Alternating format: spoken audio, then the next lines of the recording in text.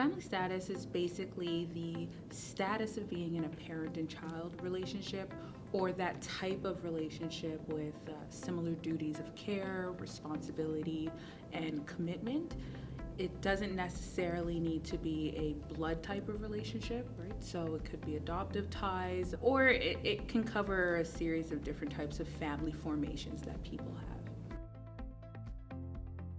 So the sandwich generation covers people who are in that point of their lives, could be 30s, 40s, who have both aging parents and perhaps children of their own that they have responsibilities of care for. So really, they're sandwiched between their responsibilities that go upward towards their aging parents and downward towards their children.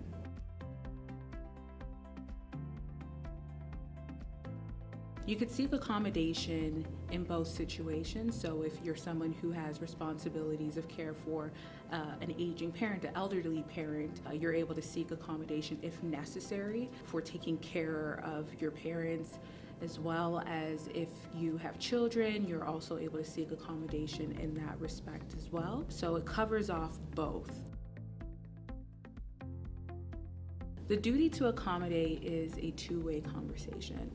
So you as the employee, if you, for instance, are needing accommodation, there's probably a series of steps that you should take. First, you want to exhaust all of your options and looking at your alternatives, right? So if there's someone else that could perhaps step in and help with taking care of either your parents or your children, if there's a different time schedule, if you can share the responsibility with someone. Essentially, you want to first try within your own personal sphere and power to try and fulfill the need that you have.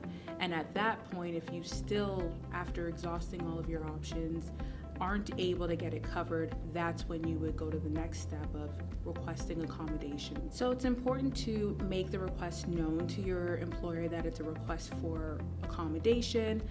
You also need to, in making that request, provide relevant information to them.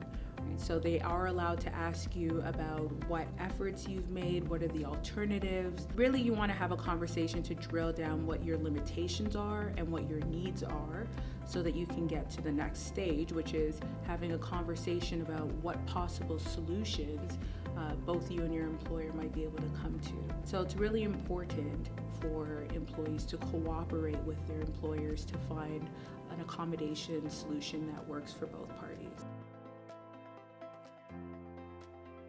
As an employer, you have a responsibility and a duty to accommodate your employees to the point of undue hardship.